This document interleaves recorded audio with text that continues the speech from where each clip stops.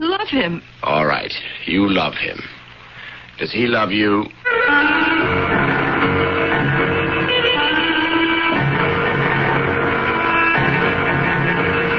Our mystery drama, The Fourth Reason, was written especially for the Mystery Theater by Sam Dan and stars John Lithgow and Terry Keane. I'll be back shortly with Act One. It's your way of looking good. You're looking good. Having fun in the summer like you should. Rainbow-colored bangles, all kinds of earrings, terrific necklaces, and summery pins. That's what Avon, the world's leading creator of fashion jewelry, has for you this summer. You've got lots of things to do, so we bring Avon right to you. It's Avon, summer, and never looks so good. Where is that clerk? Can I help you? We have to see the hotel manager. Right away. I'll get him. And hurry. Oh, John. It's okay. Our vacation's ruined. Don't worry, honey. Please, maybe we can find someone who'll... Hi, I'm the hotel manager. Oh, listen, we've lost our traveler's checks. All of them. What should we do? Well, what kind were they? American Express. Right. American Express. Come on, I've got their number right here. You can call for help anytime from anywhere in the country with American Express traveler's checks. Ask for them by name. Remember what it was like when you were a kid looking for a summer job? Hello, Mr. Wilson, sir. Why, Johnny, I haven't seen you around in a while. Mr. Wilson, I was wondering if you might need someone to help out in the store this summer. You know, sweeping up, delivering packages. Well, I don't know. Things are a little slow. Please, Mr. Wilson, I'll really work hard. Things were tough then, but they're tougher now, especially for a needy kid who needs a summer job. If you've got a job to give, call the National Alliance of Business. We're out to encourage business to get kids going on the right track. All we're asking you to give is a job to a kid who wants to work but hasn't been given a chance. A chance, like somebody once gave to you. Well, I guess I could use someone to sweep up at night. When can you start? Where's the broom? Give a kid a break. Give a kid a job. Call your local National Alliance of Business. Brought to you as a public service by this station and the Ad Council.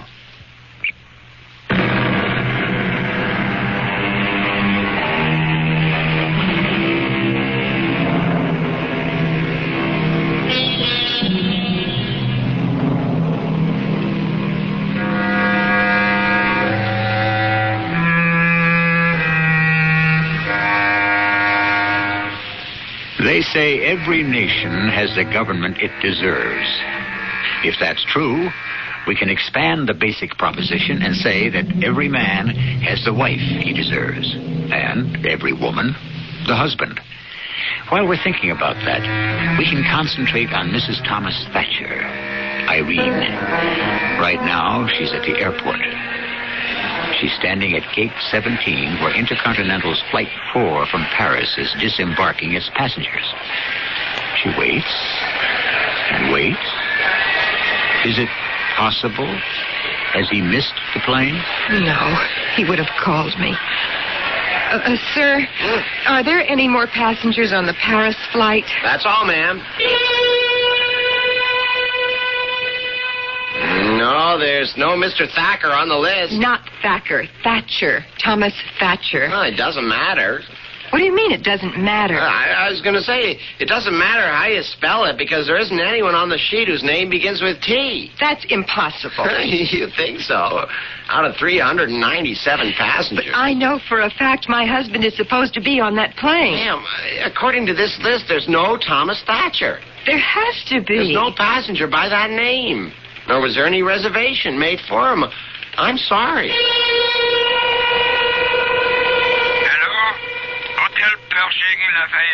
Please, listen, this is a transatlantic call. Yes. Don't put me on hold or anything. I must speak to Mr. Thomas Thatcher. Who?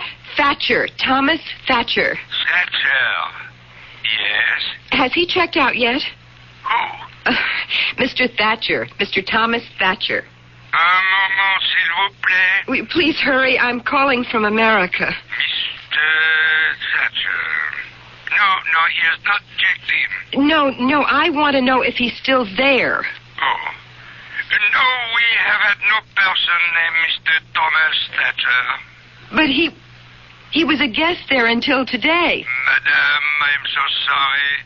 There's been no such person as Mr. Thomas Thatcher in the hotel.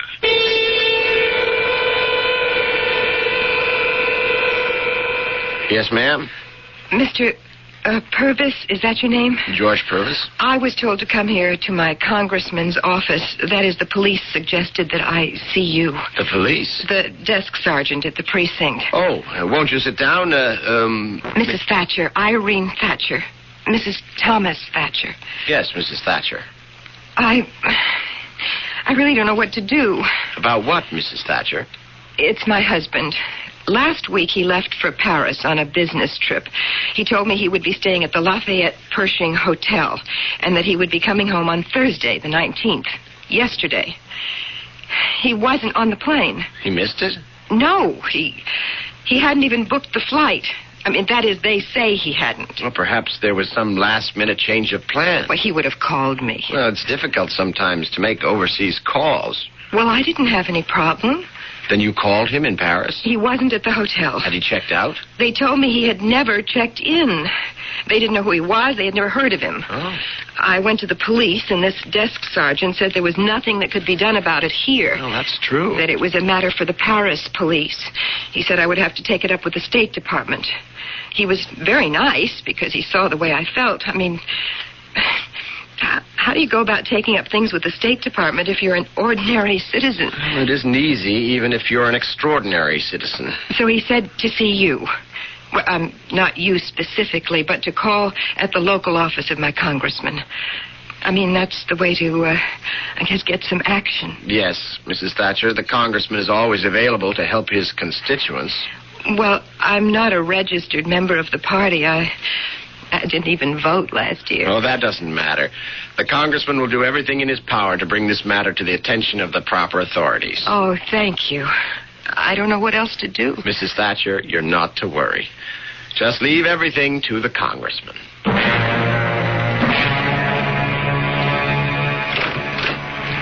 Oh, it's Mr. Purvis? Yes, Mrs. Thatcher. Please, come in. I hope you have news for me. I do. It isn't very good, is it? I'm afraid not. Oh? The congressman has friends in the State Department, and they had the embassy in Paris work very closely with the local police. Yes? No one has seen a man who answers your husband's description. They circulated his photograph. They've made inquiry. Well, surely they must have found some trace. How could he just disappear? I don't know. Well, there must be something someone can do. The congressman has done everything in his power. What am I going to do? I'm sorry, Mrs. Thatcher. Oh, I know. I should have done it then and there. Operator, what's the number of Intercontinental Airlines? Mrs. Thatcher, just think for a minute. Yes. Thank you. Mrs. Thatcher, before you call Intercontinental, ask yourself, what is there you can really do? I can go to Paris. But what will you accomplish? I will go to the police. The embassy has already done that. I'll do something. Well, Mrs. Thatcher, do you speak French? No. Do you know anyone? Do you have any friends there? No. You'll be a woman, all alone in a foreign country. The only place you can go to for help is the embassy, and they've done all they can. I have to go. But to whom could you turn? I'll find private detectives. Well, I'm sure they'll find you. They'll take your money, and they'll go through the motions for as long as you can afford them. Then what do you suggest? Look, I know it's difficult, Mrs. Thatcher, but you just have to wait. Wait? For what? I don't know. Maybe something will turn up.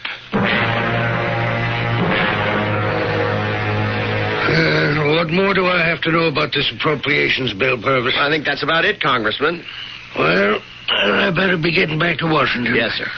Oh, I got a note from a fellow named Boggs in the State Department. Who is he, anyhow? Frederick Hamilton Boggs. Sounds like it. Well, he's about a 10th assistant undersecretary. The thing said, we were glad to be of assistance to you in this matter.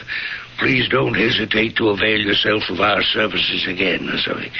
What kind of assistance did he give us? Mrs. Irene Thatcher, her husband was due home from Paris. He didn't get off the plane.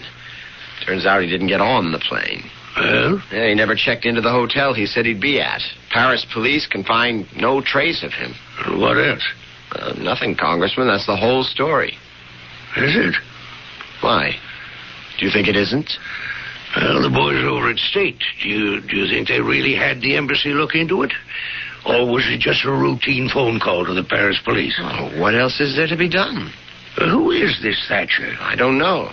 Well, find out. Any reason, Congressman? You never know what you can pick up, Purvis.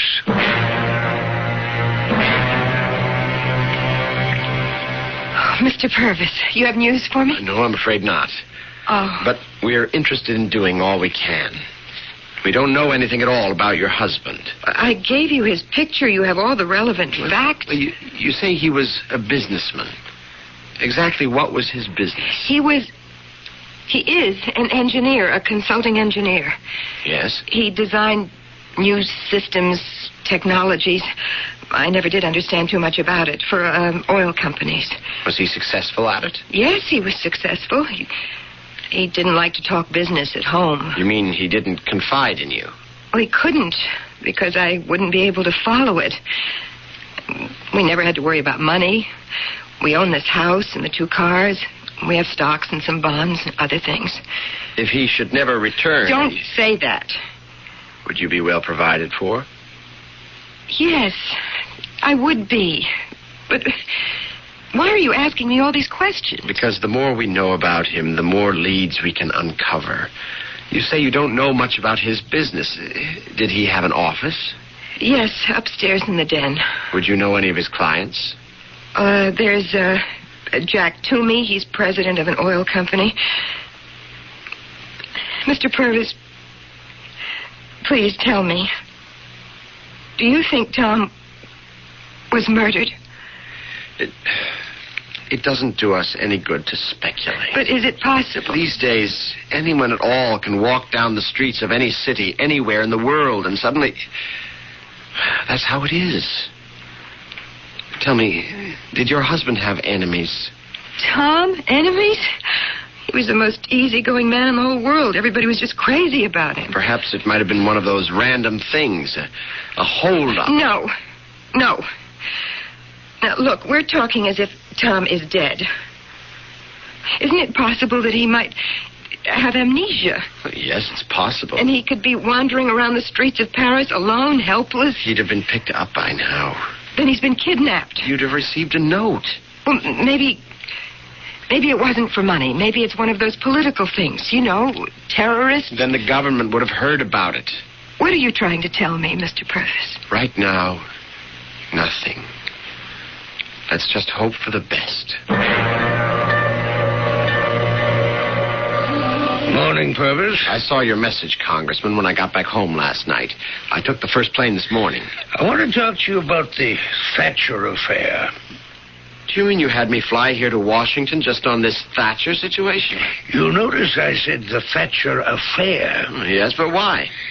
Because that's maybe what it can become. Why should a legitimate American businessman disappear under mysterious circumstances? I don't know. Well, would you like to know? Yes, I suppose. Do you think the American people would like to know? Oh, I see. Congressman, I'm not sure there's anything there for us. Well, neither am I. But there could be. What business was he in? He was an engineer. That sounds promising already.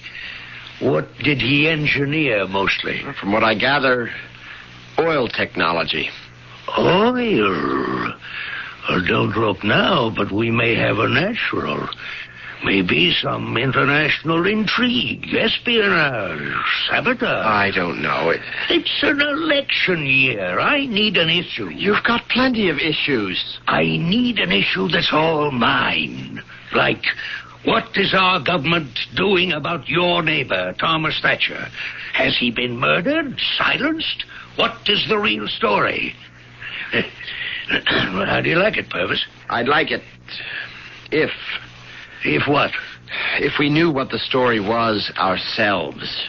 How do we know she's telling the truth? Why should she lie? For instance, what if they're trying to pull an insurance fraud? I've got a hunch on this thing, Purvis. We could be involved with a threat to the security of our country, the very strength of our economy. Get to work on it.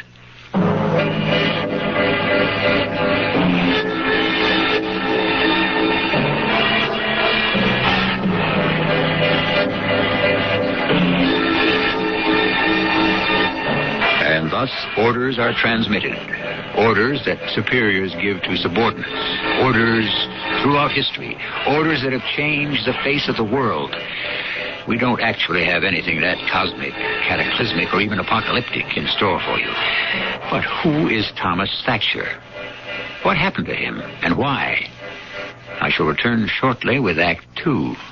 Oh, great master. Yes? My daughter and I have traveled far to seek your wisdom. Is that your daughter with the, Bag over her head. Bag. Yes. Say hello, April. Hi. Why is she, Her cream rinse gives her hair the greasiest. Oh, Daddy. Yes, that bag looks like it held a 6-year supply of French fries. What Thanks. can we do, sire? Well, let's see here. Take the root of the imbo bush. I tried that. The juice of the beagleberry. Oh, nothing works. All impermanent greasies. Oh, no. Now, look, I'll tell you what my kids use. Agree cream rinse and conditioner. Agree? Yes, Agree cream rinse and conditioner is 99% oil-free. Oh. So it helps stop the greasies. No more greasies. I won't have to brown bag it. Yes, my daughter's hair became so beautiful she was elected homecoming queen at Guru U. Wow. How can I thank you for telling me about Agree? Give me some advice.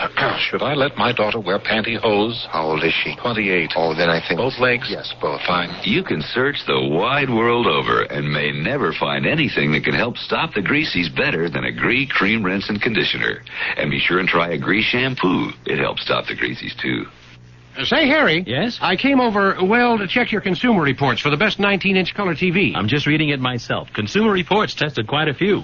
GE, Hitachi, Magnavox, MGA, Panasonic, Penny's, Philco, Quasar, Wow. RCA, Sears, Sharp, Sony, Sylvania, Wards, and Zenith. Fantastic. What about the ratings of... Hold it. First, I'm going to read my Consumer Reports and their road tests of 5 super economy cars. Gee, Harry, that's just what I need. Oh, no, you don't. Here's the phone. The phone? Here. Call 1-800-331-1000 toll-free. Consumer Reports will send you the next 11 issues, their 1980 and 81 buying guide issues, plus their health handbook. That would cost $25.75, but it's yours for only $12. Including the 1980 buying guide to over 2,900 brand and model ratings that I always borrow? Yes, the $12 money-saving offer includes 2 buying guides and the medicine show. Can I really use your phone? Sure, it's toll-free. 1-800-331-1000. Call now. 1-800-331-1000.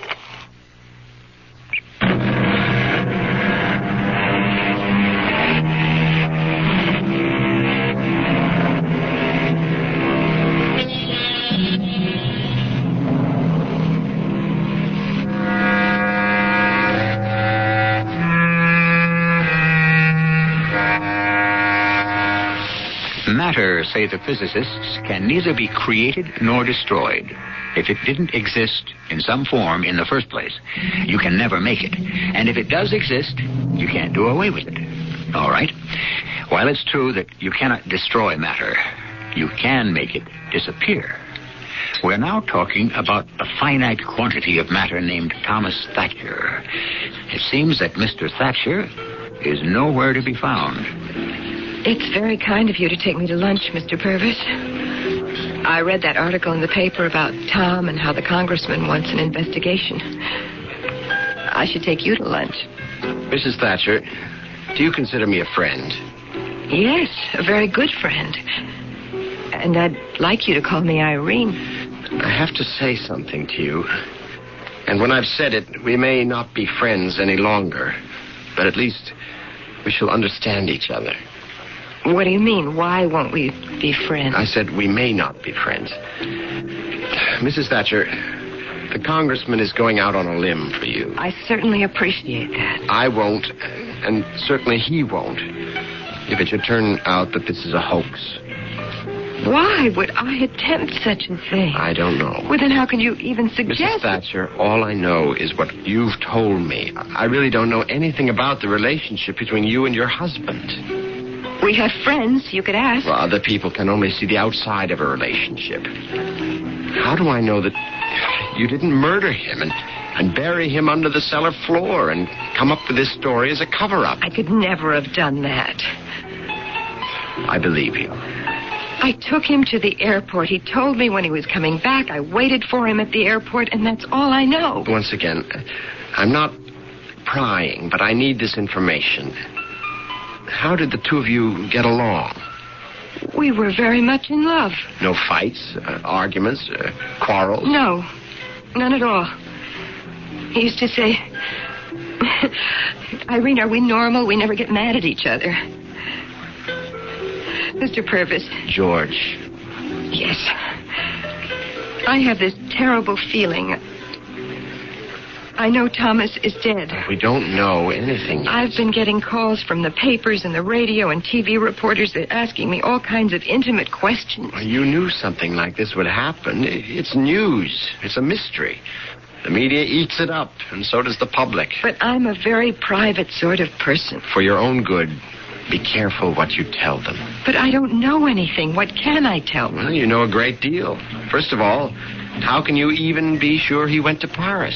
Because he said so. Yes. And I told you I took him to the airport. Did you see him get on the plane? Yes. And did you see the plane take off? Well, no, I had a dentist appointment and I had to hurry back to town. And then he could have gotten off the plane. But why would he do that? That's what we're trying to find out. I'm not saying he did or he didn't. Was he under any pressures? I don't know. Was there anything unusual about his behavior recently? No, I don't think so. Did he owe anybody money? I told you, I don't know anything about his business affairs. I just don't know what to do. At this moment, there's not much you can do. Except enjoy your lunch. How can I enjoy my lunch? You could try. Thank you, Mr. Purvis. George. George. You're very kind.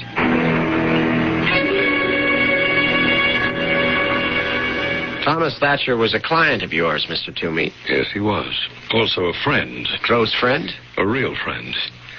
What did you want to ask me? What do you make of his disappearance? Oh, I don't know. I just can't account for it. People usually disappear for 3 more or less general reasons. First, a money problem. No, I don't think so. He's doing very well. He was sitting on top of the world. Reason number 2, women. Oh, I can't see that either. You rule out jealous husbands and that sort of thing? Definitely. What's your third reason? Enemies. His wife says he didn't have any. Do you agree? On the whole, yes. However, you never know. You may have enemies and be unaware of them. But if you do, there's usually a reason. Well, I don't know if this means anything. He was on the threshold. That's how he put it to me. He said, "I'm on the threshold, Jack. I'm trembling on the verge of a revolution." He used that word, revolution? Mm-hmm. He was working on a fuel conversion process. I don't know any of the details, but it would have made gasoline almost as plentiful and as cheap as water. Oh? In theory, that could make him some very powerful enemies. He'd be stepping on a great many mammoth financial toes. But that's also speculation. Besides, I don't think anybody knew about it except me. And you're the first person I've told it to. Yeah. So, if there are 3 reasons for a man to disappear, none of them seems to take hold here in any practical way. Well, maybe there's a 4th reason. Fate. Fate? What does fate have to do with it? I don't know. That's why it's called fate.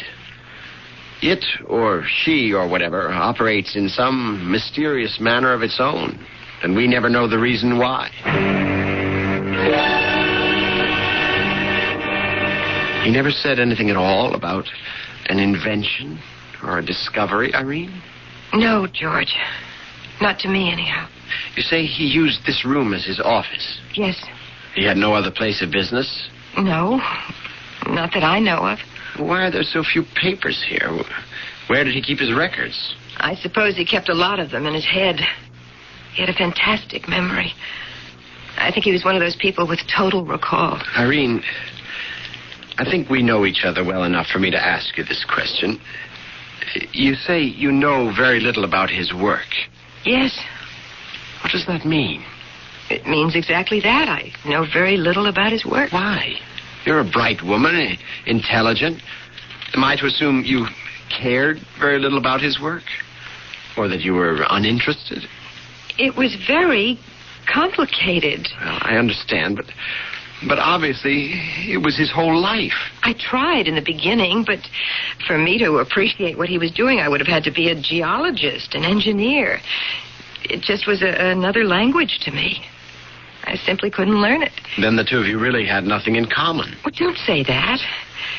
Very few women are aware of the real nature of their husbands' jobs. As a matter of fact, despite what you hear, most men and women prefer it that way. Man comes home from a hard day. He wants to put it behind him. Doesn't want to relive it with his wife. Well, I think I would want to. You have an interesting job. It has its problems. Tell me about them. Oh, I wouldn't know where to begin.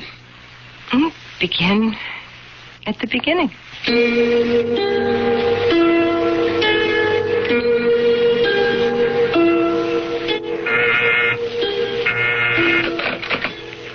Purvis.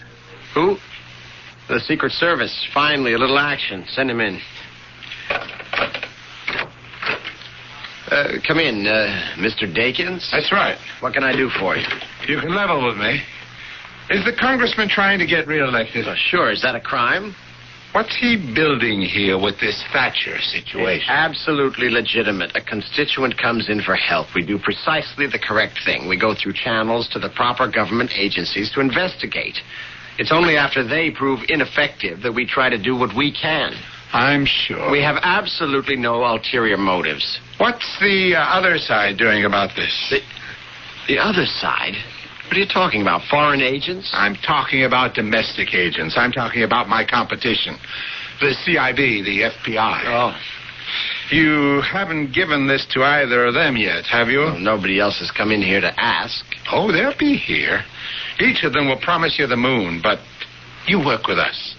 We're the oldest and the most solid of all services. We work in a quiet way, but we get the job done. That's the bottom line, isn't it? Yes, I guess it is. Good. Thatcher belongs to us. I'll have to check it out with the congressman. Sure. We'll find Thatcher. We have ways.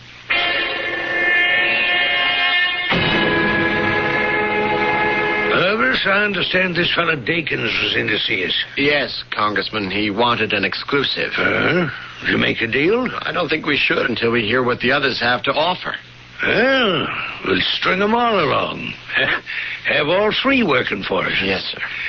We're at a critical stage, Purvis. We need a shot in the arm. Okay, he's missing. The whole world is speculating. But we have to have a good, solid rumor to the motive. We've got it. Are you sure? An international conspiracy. I like it already. What kind? Oil. He had made a discovery recently. He had?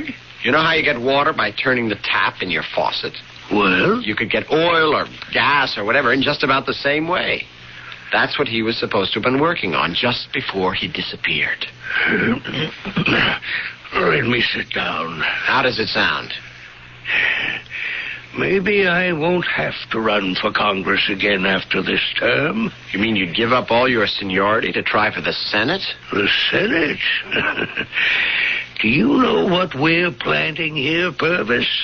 Why, it's the kind of tree that makes a man presidential timber.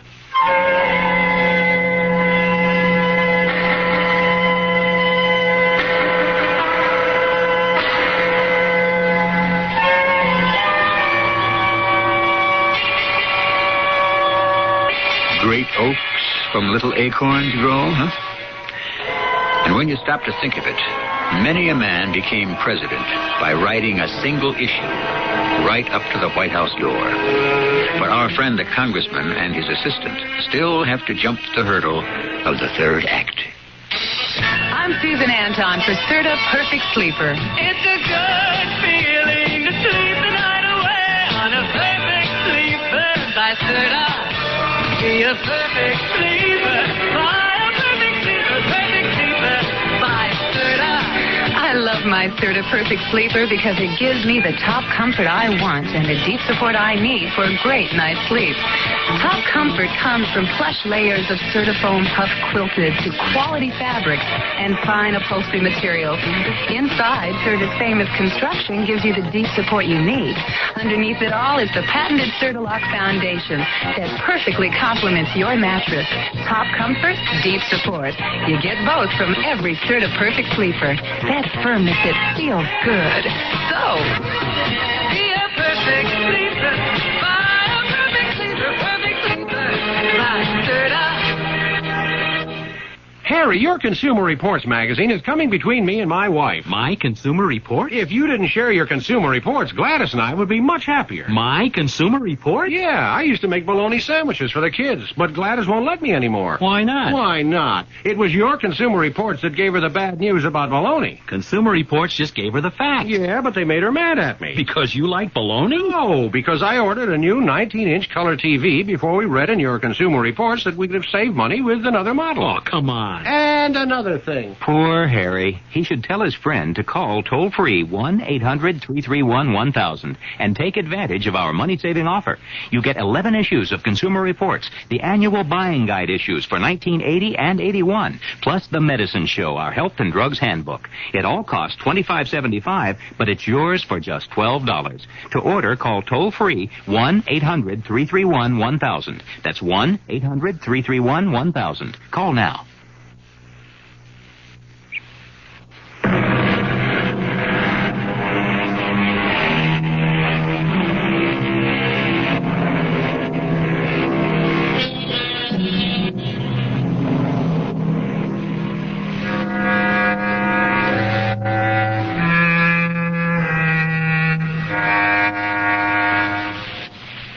Truth, it is said, is the cry of all, but the game of only a few. Perhaps that is because truth is so fragile and elusive. Truth wears so many faces. It speaks with so many voices. And perhaps there is not one single great truth, but an infinite variety of smaller ones. Where are you taking me, George? I'd like you to stay with my aunt. Why? It might be dangerous for you to remain at home. Dangerous? Well, the situation has developed a life of its own. We really don't know who or what may be involved. Besides, it acts as a magnet for a host of freelance nuts. Oh. No, I said danger. It isn't really as dangerous as annoying. You'll be better off in, let's say, seclusion for a while. Tell me about your aunt. Oh, she'll talk your ears off, but you'll enjoy it. She raised me. My parents sort of disappeared. Disappeared? How? Well, nothing very mysterious. My father lost his job, and he just up and left. That's the last I ever saw of him. My mother became interested in some other man, and she deposited me with Aunt Louise. And that's the last I ever saw of her. Aunt Louise. I like the name. You'll be all right. George, how long do you think I should stay? Well, just till some of the heat dies down. I was thinking, what if Tom were to return suddenly? He'd come home. I wouldn't be there. He wouldn't know where to find me. Irene, do you think Tom is ever coming back? No. I don't think so. Why? I don't know. Something told me as I stood there at the gate and watched the passengers come out. After the last one had stepped off and they closed the gate, I just knew somehow that I would never see Tom again.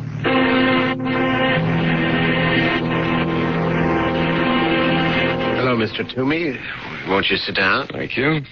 Is it about Tom Thatcher? Yes. Like everyone else, I can only speculate. I came here to discuss something. I don't even know what it means. Probably means nothing. Well, not if it's bothering you. It's something you said about fate. Fate?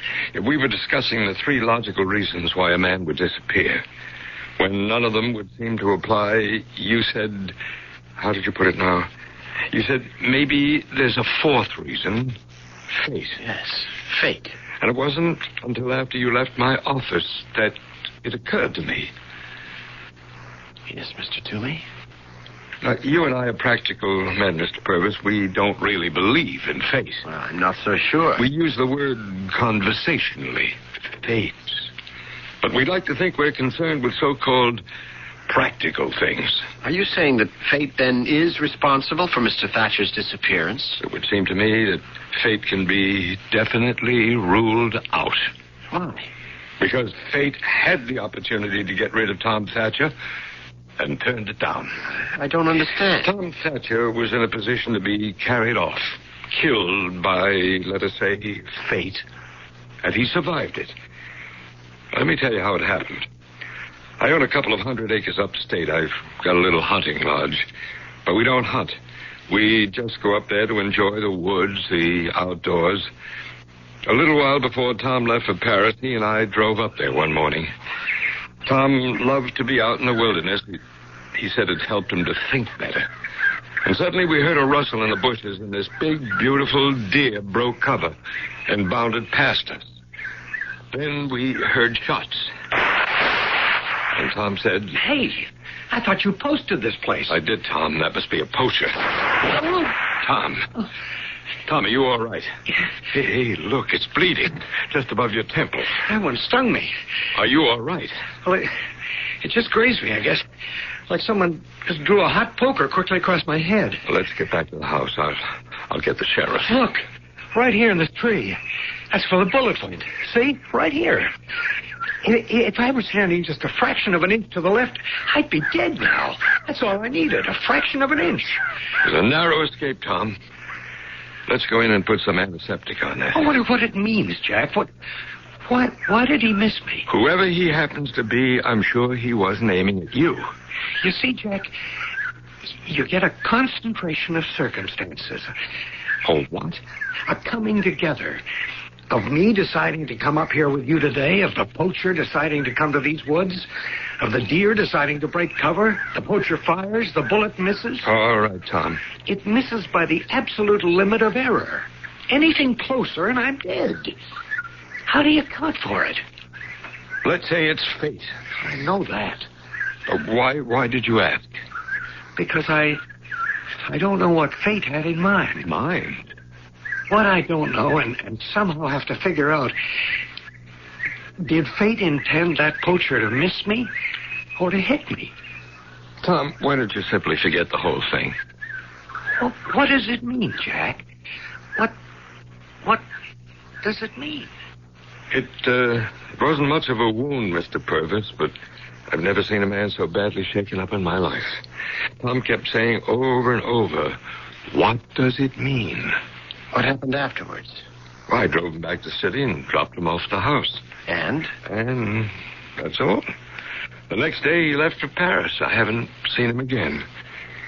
I don't know if I've contributed anything, but you're the one who brought up this whole business about fate. Irene, about a week before he left for Paris, your husband had gone up to the country with Jack Toomey. Do you remember how he was feeling just before he went? Well, he was in very good spirits. Just the idea of going up to the woods. How was he when he came home that evening? He was depressed. I think he'd hurt himself. Yes? He had a piece of adhesive along his temple. I asked him what had happened. He wouldn't tell me. And he was mumbling something, the same words over and over. Could you make them out? Well, he was saying... Wait. Let me tell you. What does it mean? What does it mean? Yes. Yes, how did you know?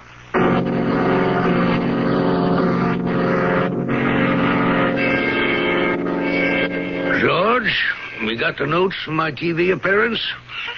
Some results from that environmental study. Some facts about energy. Congressman, you're going to be interviewed about the celebrated Thatcher affair. Sure, but I've got to be knowledgeable about everything.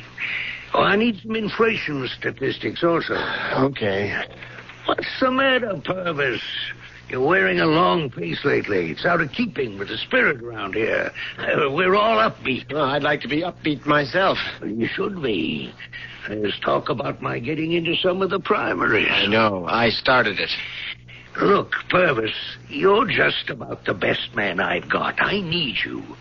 Now, what's wrong? I really don't know. I just have this uneasy feeling. About what? About this whole Thatcher affair. Why? I wish I knew. It's something which won't stop bothering me. Ah, stop worrying. Get home and get yourself a good night's sleep.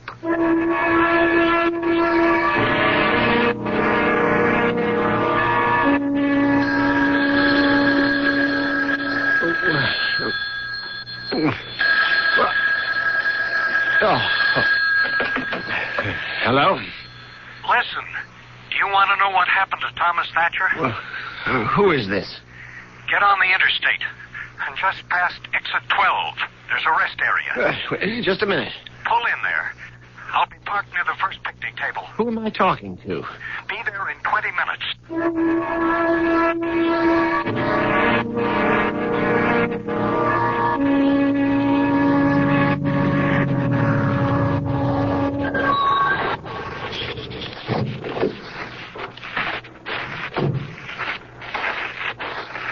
Mr. Purvis? What? Wait a minute.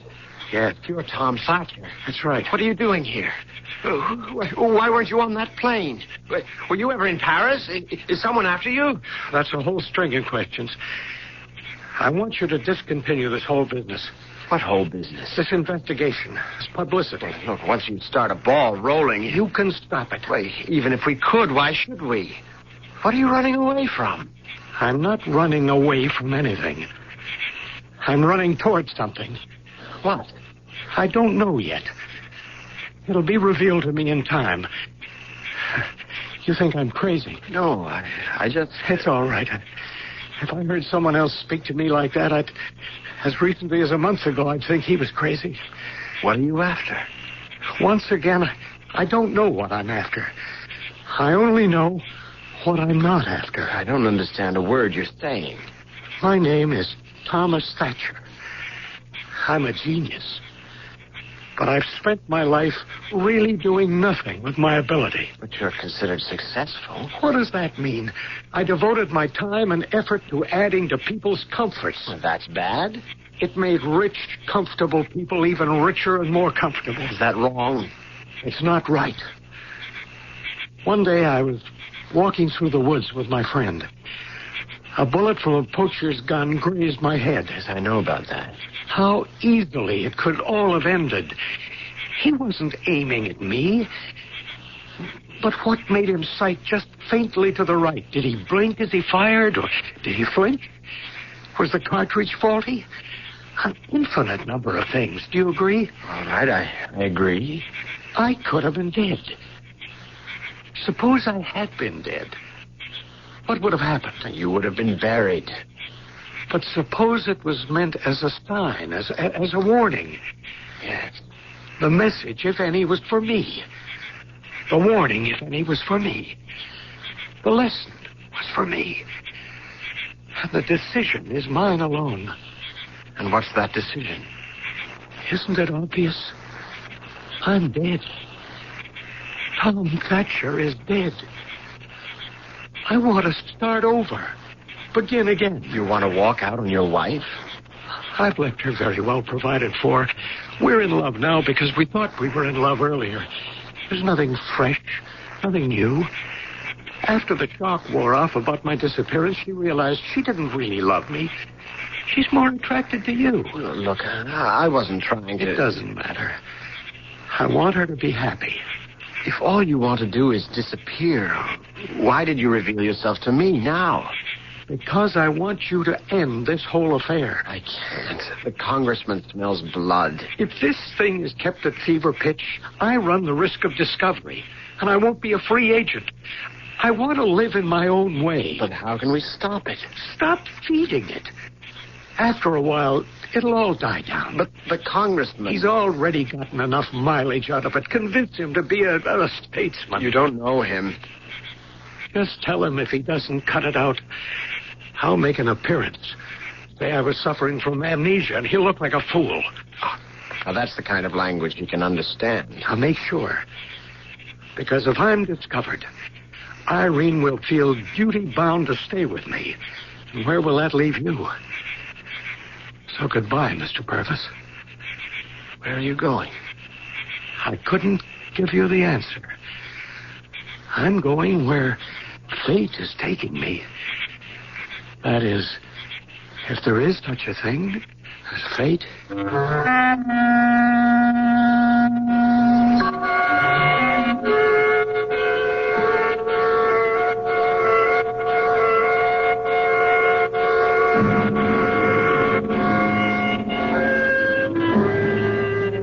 Is there? We just don't know.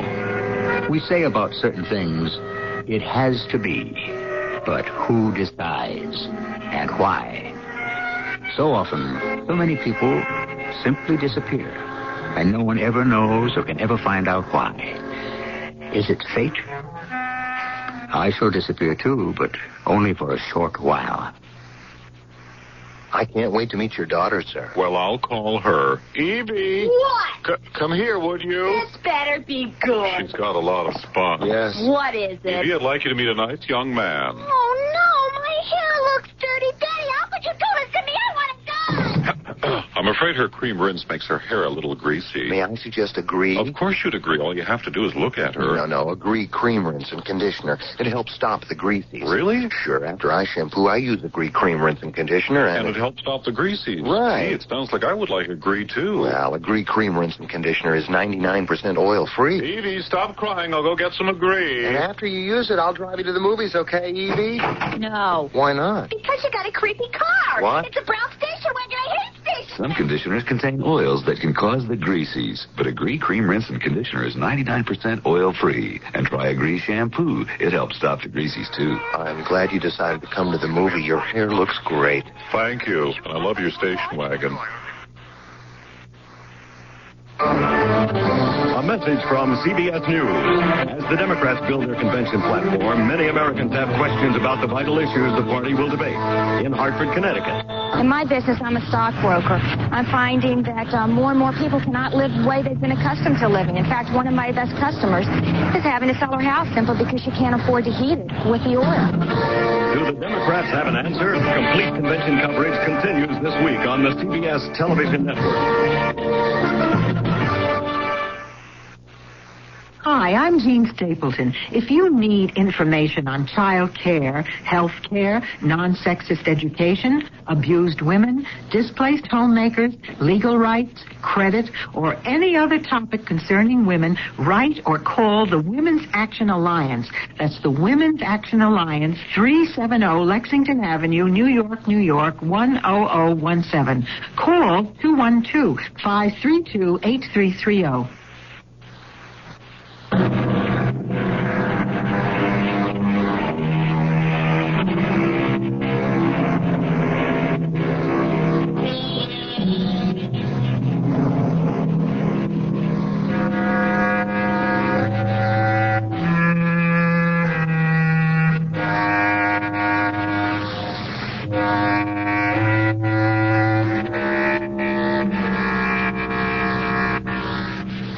There are those people who suddenly turn away from the tasks they've been devoted to all their lives.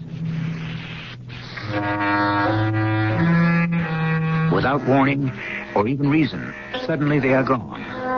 If not physically, then they become someone so completely new and different that in a very real sense, it can be said that they are born again.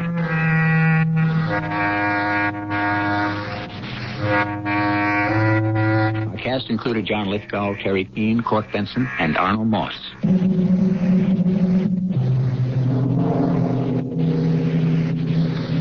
The entire production was under the direction of Hyman Brown. This is E.G. Marshall inviting you to return to our Mystery Theater for another adventure in the macabre. Until next time, pleasant dreams.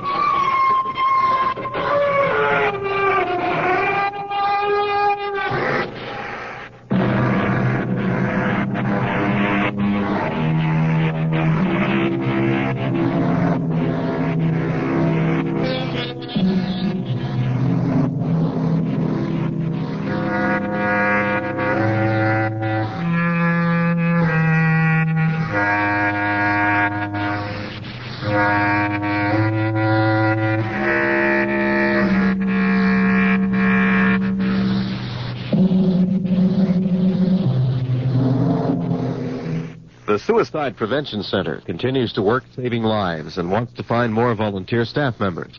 If you know of anyone who might be considering suicide, get them to call 875-5466.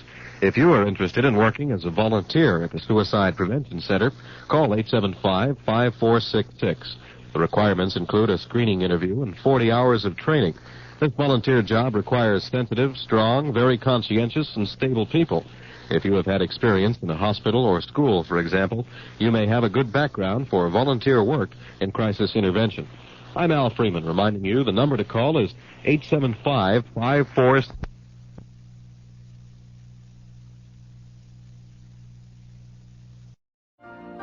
You've been listening to the OTR Gold Network. Find more classic radio at otrgold.com.